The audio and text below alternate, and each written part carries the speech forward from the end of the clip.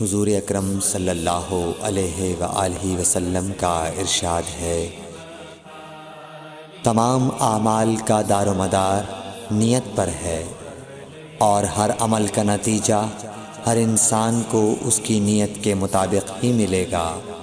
پس جس کی ہجرت دولت دنیا حاصل کرنے کے لیے ہو یا کسی عورت سے شادی کی غرض سے ہو، پس اس کی ہجرت انہی چیزوں کے لیے ہوگی جن کے حاصل کرنے کی نیت سے اس نے ہجرت کی۔